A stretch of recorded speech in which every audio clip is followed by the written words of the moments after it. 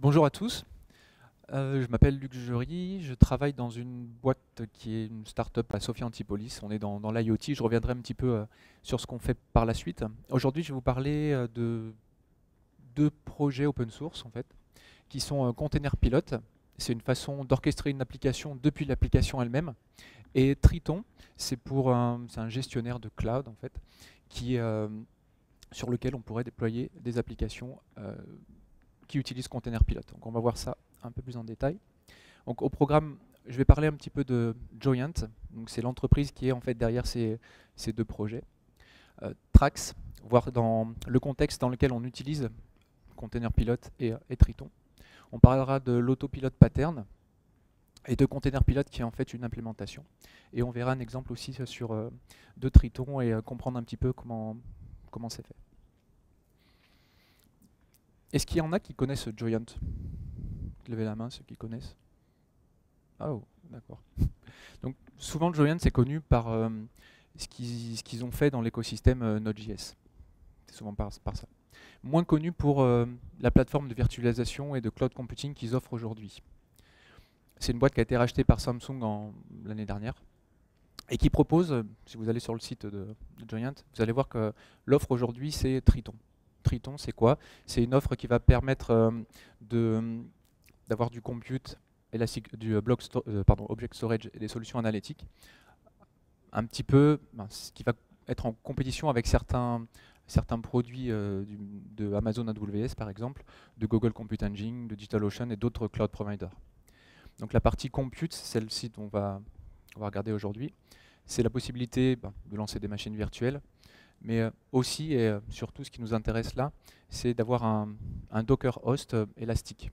C'est-à-dire qu'on va pouvoir déployer des workloads de containers Docker, facilement sur Triton. Et on va voir qu'en fait, ces containers-là, l'avantage, c'est qu'ils tournent directement sur du bare metal, sur des machines, et non pas avec un hyperviseur, avec une virtual machine telle qu'on les connaît entre les deux. Si vous allez sur le GitHub de Joyent, vous allez voir qu'il y a beaucoup de projets open source. Parmi les principaux, Triton, donc c'est plateforme de gestion de cloud, qui a plus de 80 repositories. Et Container Pilot, une solution d'orchestration d'applications. Donc Joyent, je disais, a vraiment beaucoup contribué à Node.js il y a quelques temps. D'ailleurs, toujours détenteur de la marque Node.js. Et c'est un projet qui a été donné à la Linux Foundation il y a quelques années. Donc pour voir un petit peu le contexte, Trax, donc startup d'IoT, Sophia Antipolis, on fait quoi? Du hardware et du soft. Au niveau hardware, en dessin d'une semelle, en fait, on crée un dispositif électronique, on va dire, qui est embarqué dans une semelle et qui va nous permettre de récupérer des positions GPS et d'envoyer du GSM, d'envoyer des alertes. En fait, le cas d'usage aujourd'hui, c'est protection de travailleurs isolés, donc pour la sécurité. Quelqu'un qui travaille sur un site sensible, qui va tomber, qui va avoir un accident. On a dans la réglementation l'obligation de pouvoir remonter des alertes et de réagir sur des accidents qui pourraient arriver pour envoyer des personnes le chercher, etc. C'est ce qu'on fait au niveau hardware. Et au niveau software, on a besoin de développer des briques pour pouvoir récupérer ces données, principalement Node.js, pour se faire plaisir, pour découvrir d'autres solutions aussi. On utilise un peu de Go, un peu de Clojure, et tous nos services tournent sur du Docker. Donc le lien avec Joyent, c'est qu'en fait on est membre d'un programme qu'ils ont créé il y a 2 ans, je crois, Node.js et Docker Innovator, donc des entreprises qui vont utiliser ces technologies.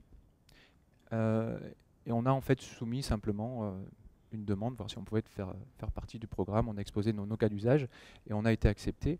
Donc l'idée, c'est vraiment d'avoir un accompagnement par Joyent, avec Joyent sur les différents produits qu'ils proposent et d'avoir aussi du crédit sur leur offre Triton Cloud. Pas mal de crédits d'ailleurs. Si je fais un petit zoom sur notre architecture microservices, donc ça c'est un peu simplifié ici, mais d'un côté on a les devices qui vont envoyer leurs données, et de l'autre côté on a des clients qui vont utiliser d'autres services pour exposer, analyser les données. On a la possibilité d'avoir des alertes lorsque les données qui arrivent ont un certain flag et relatif à des accidents qui peuvent arriver. Donc c'est une vision assez haut niveau de l'architecture qu'on a. et on va détailler ça par la suite. Donc on a à peu près une quinzaine de services, hein, ce n'est pas une grosse application aujourd'hui. Le startup est encore relativement jeune. Majorité développée en Node.js, j'ai dit qu'il y en avait un petit peu en Go, en Clojure, et on est en train de voir aussi d'autres langages pour essayer d'avoir des choses un petit peu différentes. Chaque service va tourner dans un container Docker. Et les problèmes qui se posent parfois, c'est comment est-ce que les dépendances entre les services est gérée. Je ne sais pas si vous connaissez 12 Factor Application, on en a parlé pas mal ces dernières années. C'est des gens de Heroku. Heroku, c'est une plateforme as a service qui rend vraiment très facile l'utilisation de leur infrastructure. C'est-à-dire, on va faire, comme on fera un git push, on va faire simplement une ligne de commande pour pousser notre application et l'avoir déployée sur Heroku. Les gens qui travaillent sur cette plateforme ont eu un recul assez important, parce qu'il y a eu vraiment des centaines de milliers d'applications, plus que ça, qui sont déployées. Et du coup, ils ont pu sortir des principes qui sont des espèces de bonnes pratiques pour déployer des applications dans un environnement cloud.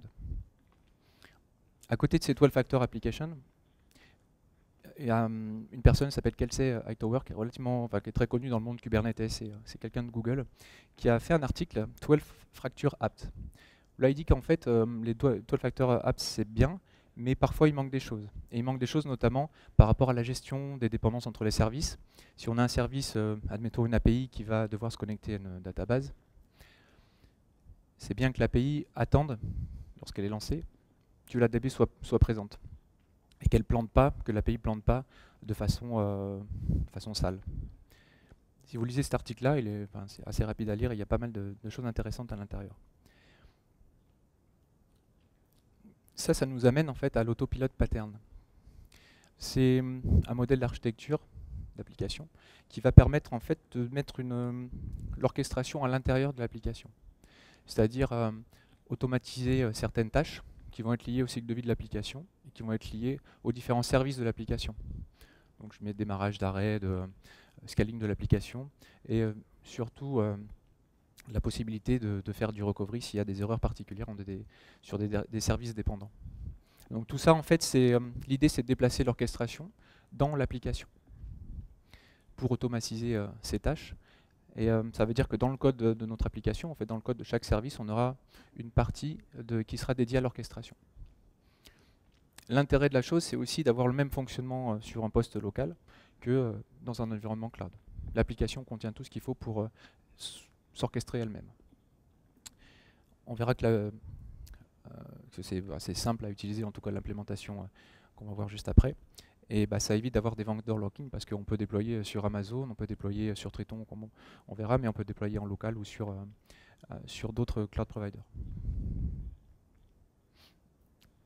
Container Pilot, c'est une implémentation de l'autopilote pattern. Comment ça se définit? C'est en fait un système d'init pour les applications qui va permettre d'automatiser certaines tâches, notamment le service discovery, la configuration de l'application et la gestion du cycle de vie de l'application. Des différents services d'application qui vont tourner dans des containers. Donc ça, c'est un projet qui est développé et supporté par Joyent, qui a pas mal évolué ces quelques derniers mois. Ce qu'il faut voir par Container Pilot, imaginons qu'on ait une application faite de plusieurs services. En fait, chaque service aura son propre superviseur. C'est-à-dire que dans le container qui va tourner un service, on va rajouter un process, et c'est ce process qui sera en charge de gérer le service, de gérer le cycle de vie du service. Qu'est-ce qu'il va faire? Au démarrage, il va enregistrer le service dans un catalogue. On verra ce qui est utilisé pour faire ça. Il va utiliser le catalogue pour lister les services qui sont utilisés par notre service. Il va gérer l'état de santé du service lui-même, mais aussi des dépendances. Et sur des événements qui vont arriver sur les services dépendants, va pouvoir reconfigurer notre service. À la base de ça, on va utiliser HashiCorp Consul. Donc Consul, c'est aujourd'hui, sur la version de Container Pilot actuelle, c'est le seul back-end qui va être supporté. L'idée de Consul, c'est d'avoir un cluster de serveurs et une multitude d'agents qui vont dialoguer avec ce serveur, avec ce cluster. L'idée des agents, c'est qu'ils vont pouvoir s'enregistrer dans le cluster. Et c'est à l'intérieur de ce cluster-là que tout l'état de l'application sera stocké. C'est-à-dire que je parlais de container pilote, un gestionnaire de process à l'intérieur de chaque service, du container de chaque service. En fait, on va embarquer d'autres choses dans ce container. Il y aura container pilote, mais il y aura également un agent consul pour pouvoir dialoguer avec le cluster consul. On va voir ça après sur un exemple. Le workflow de container pilote, c'est celui-là. C'est-à-dire qu'au milieu, vous avez container pilote, qui est en fait un binaire qui est lancé dans chaque service. Quand un service se lance, c'est container pilote qui va se lancer et qui va faire certaines tâches. Notamment, le premier job, ce sera un pré-start. On va pouvoir lui dire ne te déclenche pas, ne lance pas d'autres process tant que tu n'es pas capable, par exemple, de te connecter à une DB sous-jacente. Une fois que tu as réussi à te connecter à la DB, une fois que la DB est disponible, tu peux passer à l'étape d'après et lancer certains jobs qu'on va voir par la suite. L'idée de container pilote, c'est qu'aussi il va pouvoir interroger via le consul agent le cluster consul et envoyer des health checks réguliers. Il va pouvoir également vérifier que l'état de santé des services dépendants et faire en sorte de reloader des configurations lorsque des changements sont reçus. On va voir ce que ça veut dire. On va donner un exemple sur un service web. Dans notre architecture, le web dépend de l'API. On va utiliser l'API. Il dépend d'autres services aussi. On peut laisser de côté le WSS, le Web Server Socket. On va dire que le web dépend essentiellement de l'API. La mise en place de container pilote dans un service, qu'est-ce que ça veut dire? Il y a plusieurs choses qu'on va modifier. Pas grand-chose, mais plusieurs choses qui sont le Dockerfile.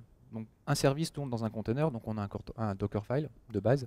On va réinstaller à l'intérieur de ce container d'autres choses.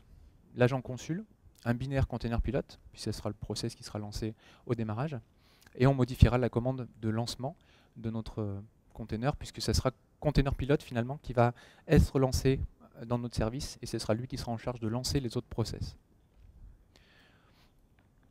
On aura un fichier de configuration de container pilote pour lui dire comment faire ça, et comment réagir à des événements externes. Et on pourra modifier aussi au niveau de l'application, si ce n'est pas déjà fait, de façon à prendre en compte les signaux renvoyés par container pilote qui demandent de reloader la configuration de l'application. On va voir ça sur un exemple. J'ai un serveur web, un Dockerfile simple en Node.js. L'idée, c'est simplement, je pars d'une image à Node, je vais récupérer les dépendances, je vais les compiler et je vais copier mon code applicatif dedans. Bon, le fichier était simplifié hein, pour ce talk. Et la commande qui est lancée à la fin dans le Dockerfile, lorsqu'on lance le container, c'est npm start, il va simplement lancer notre serveur HTTP. Ce qu'on va faire déjà dans le Dockerfile, on va rajouter quelque chose, on va rajouter un agent consul. Donc rajoute un agent consul, on va lui donner simplement une version, on va récupérer le binaire où il se trouve sur les releases d'Agicorp, on va l'installer. On rajoute une deuxième chose dans le Dockerfile, on va en avoir besoin forcément, c'est le binaire container pilote. Donc de la même façon, on va récupérer ce binaire, cette fois-ci sur les releases de Joyent, sur le GitHub de Joyent, et on peut le voir à la suite de l'installation du binaire, et on a une fichier de configuration, etc container pilote JSON5. Et c'est dans ce fichier de configuration, une fois qu'on a maintenant les binaires qui vont être utilisés par notre application, en tout cas par chaque service de l'application, qu'on va configurer la façon dont container pilote doit agir. C'est-à-dire qu'on va définir des jobs. Donc on a vraiment un seul fichier de configuration. On va définir un premier job, pré-start, qu'on a vu dans le workflow tout à l'heure, qui fait que au lancement de container pilote, on va passer directement par pré-start. Et on pourrait avoir un fichier manage.sh dans ce cas-là, souvent c'est des fichiers Python aussi, qui vont simplement essayer de se connecter à une DB sous-jacente, ou dans ce cas-là, si c'est un serveur web, à l'API sous-jacente, et pouvoir continuer de dérouler l'application lorsqu'il peut s'y connecter. Une fois que le pré-start est passé, on passera dans un autre job, web, qui sera lancé simplement si le prestart exit avec succès, donc un code 0. Ça, c'est le process principal de notre service, c'est le process web. On va lui définir un health check de façon à ce qu'il puisse envoyer, Container Pilot puisse envoyer le health check de ce service-là à intervalles réguliers. Et c'est aussi un health check qui sera utilisé par les services qui éventuellement utilisent notre service web pour savoir s'il est en forme ou pas. Donc l'idée ici, toutes les 10 secondes, on va vérifier le health check. Et si au bout de 25 secondes, on n'a pas de réponse, on le mettra en unhealthy. Il y a deux autres jobs qu'on va définir dans le fichier de configuration. Il y a le consul agent. Donc on va en avoir besoin parce que c'est lui qui va s'interfacer avec le consul cluster et qui va permettre d'aller enregistrer le service et d'aller récupérer les configurations aussi d'autres services. Et le dernier dernier job qui est intéressant, c'est le OnChange API. Celui-là, en fait, il a une clé particulière, le source Watch API, qui va dire qu'à chaque fois qu'il y a quelque chose qui a été modifié dans l'API, là je rappelle, on est dans le contexte d'un serveur web qui s'appuie sur une API en dessous. Si l'API est modifiée, si l'API devient plus disponible, on va avoir un événement qui va permettre d'effectuer une action. Et là, on lui dit simplement, si l'API change, tu vas renvoyer un process SIGUP, un signal SIGUP au process node. Process node qui est le process principal qui a été lancé avec notre serveur web. Tout ça, c'est permis aussi parce qu'on a la notion de watch, toujours dans le même fichier de configuration, qui permet de lister les différents services qui sont observés. Dans ce cas-là, j'ai juste mis le service API, c'est-à-dire que notre web, toutes les 5 secondes, va regarder si le service API est disponible ou pas. Et s'il n'est pas disponible, on passera, donc je reviens juste en arrière, on passera dans le OnChange API et on va reloader la configuration et ça va demander au niveau du code d'essayer de se reconnecter à l'API. Le reload de la configuration, ça peut être juste un truc assez simple comme ça. Si on fait du Node, il y a certains petits utilitaires qui permettent de gérer ça directement, qui sont autour de Container Pilot.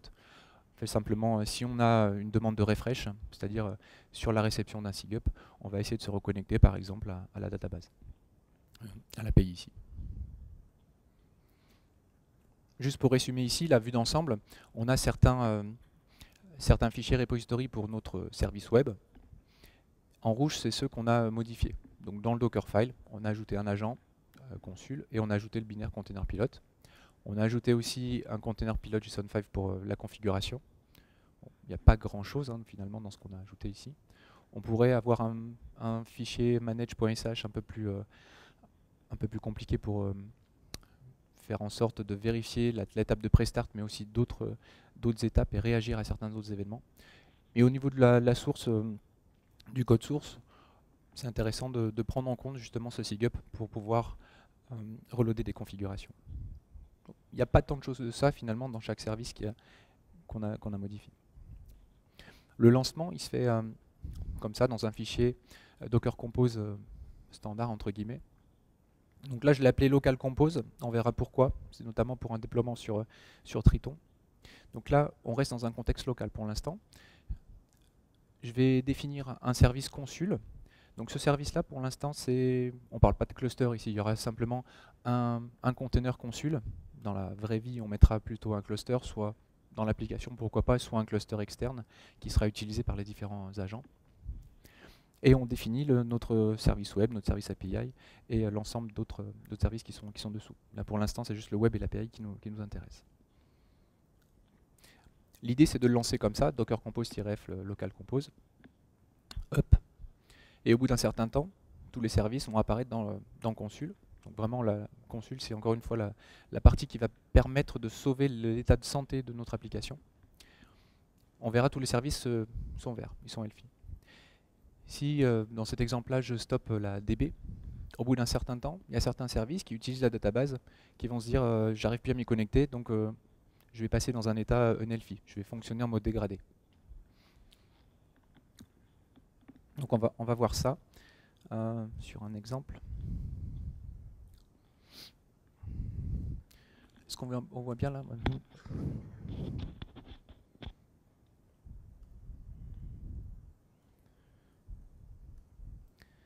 Hop. Je vais lancer simplement local compose up. format, c'est pas grave. Donc là, je suis en local, je lance un fichier compose. Il va commencer par donc me créer ce qu'il faut et lancer les différents services.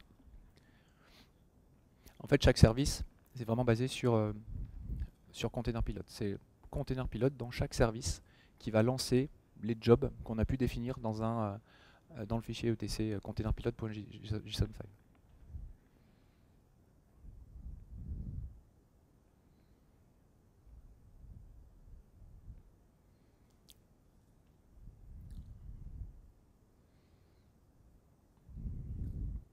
Donc là, je laisse pour l'instant simplement celle-ci. En local, le cluster consul, enfin le seul service consul sera dispo sur le port 8500.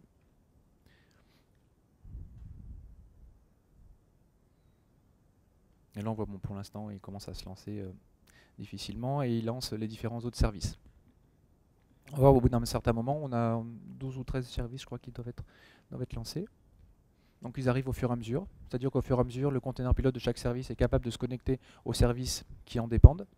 Et à partir de ce moment-là, il passe sur une étape de lancement. Et on lance en fait, Container Pilot va lancer le process principal de chaque service.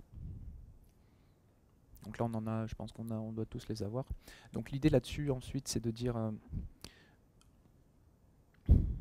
je vais arrêter l'ADB par exemple. L'ADB, c'est bien parce qu'il y a pas mal de services qui en dépendent, du coup, on voit ce qui se passe. Si je regarde dans les logs, si je regarde dans les logs, je vais voir passer certains événements dans plusieurs services. Je vais voir des services qui me disent j'ai reçu un événement back-end et du coup je vais agir sur ces événements-là et essayer de me reconnecter à un éventuel back-end qui est tombé. Hop, de l'autre côté. Au bout d'un certain moment,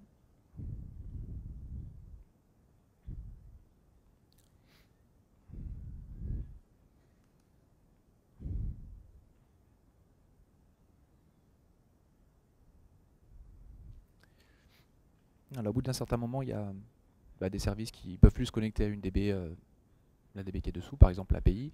Le service web ne peut plus se connecter à l'API, qui est devenu un Elfi aussi. Donc on a certains services qui sont passés en Elfi, et l'intérêt c'est que derrière on puisse faire fonctionner notre application de façon dégradée, mais proprement.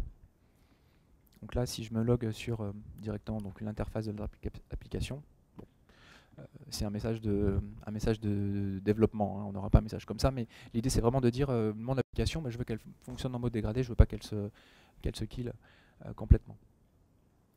Si je relance la DB,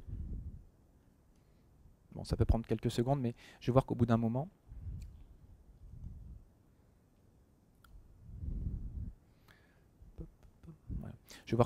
les services se mettent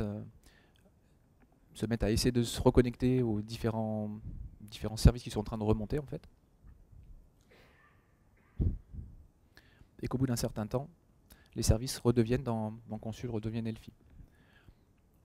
Et mon application s'orchestre elle-même en disant ok, maintenant je suis la partie web, je vois que l'API est disponible, puisque l'API s'est relancée, puisque la DB est devenue disponible, donc je vais refonctionner correctement. L'intérêt c'est vraiment de dégrader l'application, mais de façon clean, et de pouvoir gérer cette interaction entre les dépendances.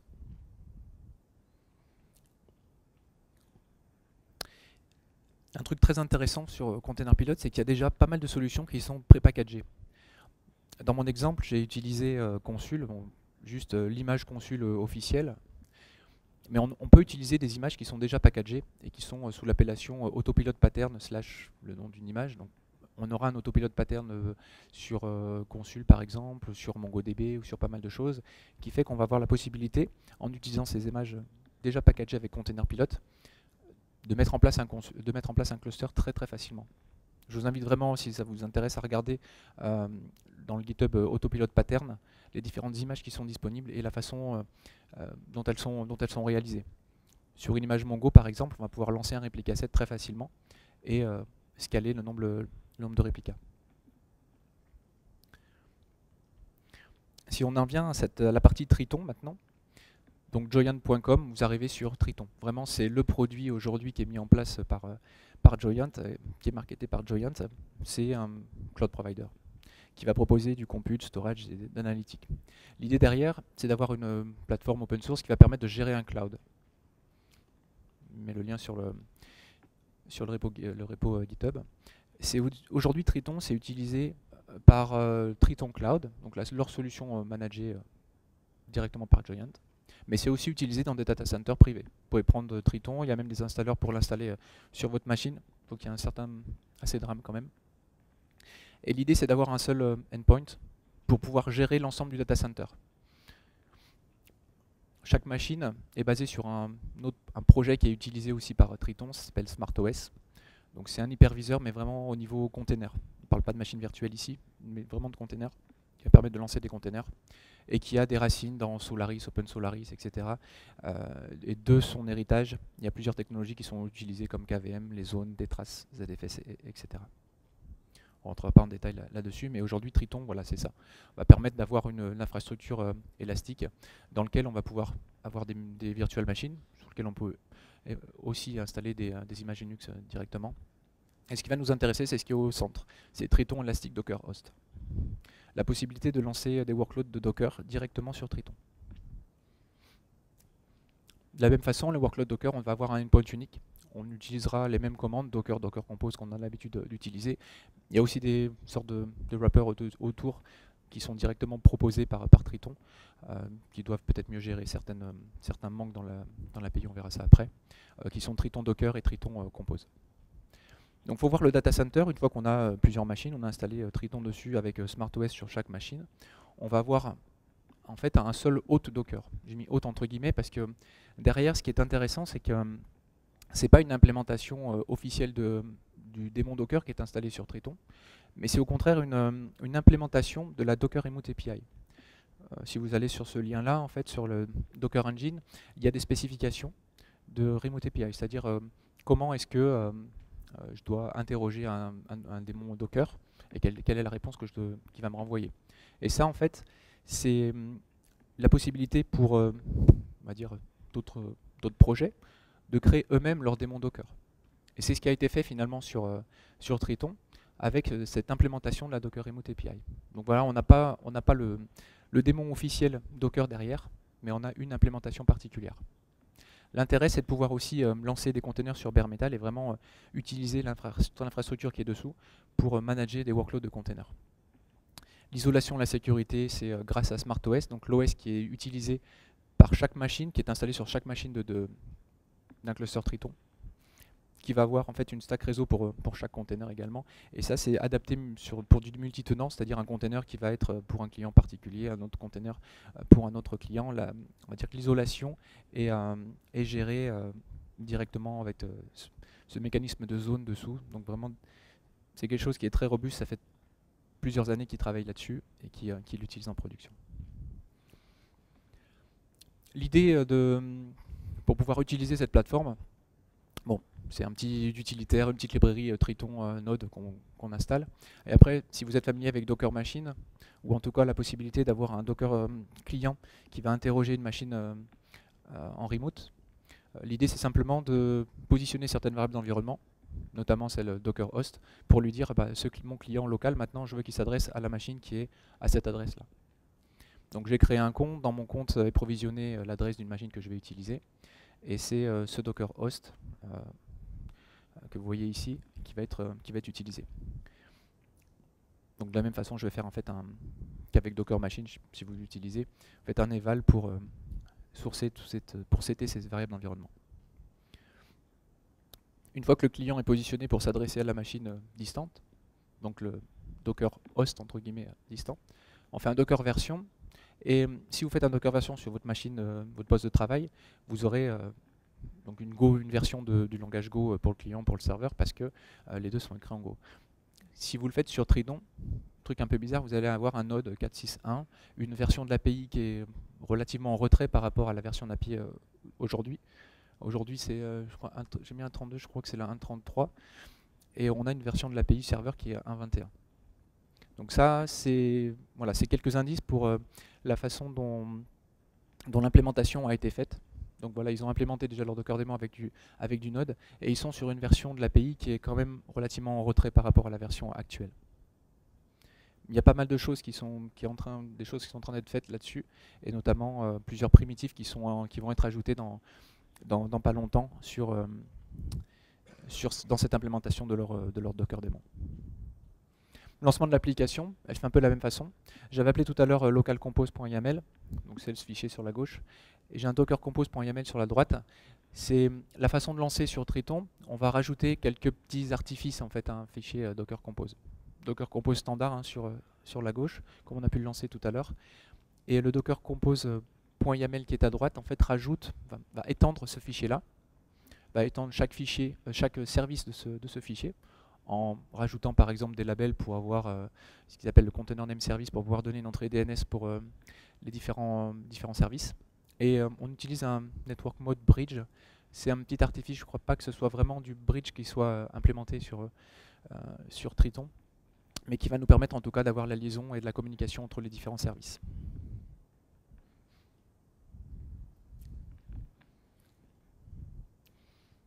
Donc je l'ai déjà lancé, je vais vous montrer un petit peu l'interface du coup. J'ai déjà lancé l'ensemble des services sur Triton. Je me suis aperçu tout à l'heure qu'il y en a qui étaient arrêtés. Bon. L'idée c'est de pouvoir, là je me suis logué sur l'instance Triton, de voir les différentes instances qui tournent. Je vois mes différents services. Donc, désolé pour ceux qui sont arrêtés tout à l'heure, c'est en voulant essayer de fixer des choses au dernier moment, on les casse.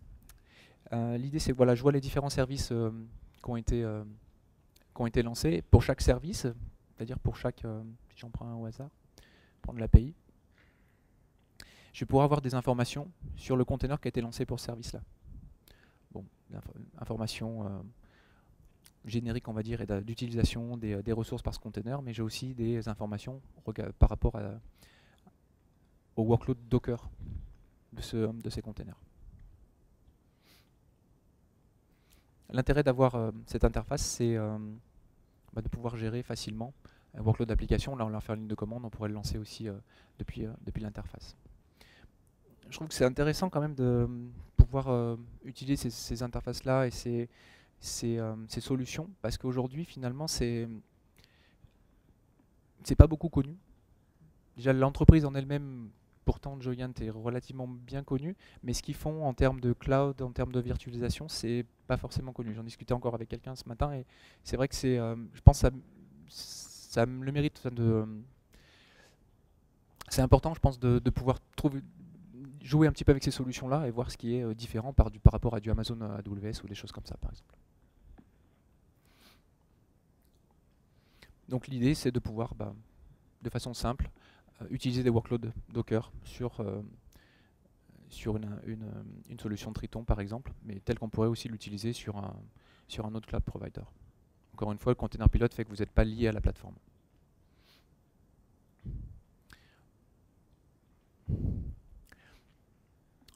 Bon, même si cette démo-là n'est pas forcément... il y a certains services qui sont tombés.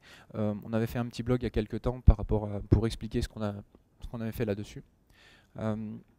Aujourd'hui, la situation actuelle, c'est qu'il y a eu pas mal de modifications entre la version 2 et la version 3 de Container Pilot. Donc on est en train de faire la migration et il y a eu pas mal de changements, mais pas mal d'améliorations. La version 2, c'était simplement la supervision, on va dire, d'un seul process. Là, on a avec cette idée de différents jobs qu'on a vu dans le container, dans le fichier de configuration en JSON, qu'il y a pas mal de jobs qui sont pris en compte. Et encore, je n'ai pas parlé vraiment de tout. Il y a aussi la possibilité d'avoir des métriques et de faire du monitoring beaucoup poussé sur ces différents services. En même temps, je fais des tests avec Docker Swarm pour voir comment utiliser Container Pilot simplement sur un cluster Swarm, Docker Swarm. Aujourd'hui, il y a encore des petits soucis, notamment à la partie réseau. Je ne suis pas arrivé pour l'instant à le faire fonctionner comme il faut sur du Swarm. On a certaines contributions en cours. Hop. Tac. On a certaines contributions en cours, notamment sur la autopilot pattern. Pas.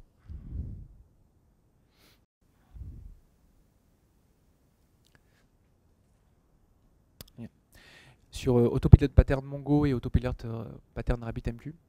Si ça vous intéresse, cette chose-là, vraiment, je vous conseille d'aller faire un tour sur le GitHub Autopilot Pattern. Il y a des choses très intéressantes. Et on voit bien comment peuvent être gérés des clusters facilement grâce à Container Pilot. Et on parle même de clusters de bases de données. Il y a des exemples sur MySQL, il y a donc Mongo, il y a Postgre, il y a vraiment pas mal de choses. Les prochaines choses qu'on va faire avec ça, c'est déjà s'assurer au niveau des secrets. Si on utilise Docker Swarm aujourd'hui, la gestion des secrets, si vous l'utilisez, c'est relativement simple.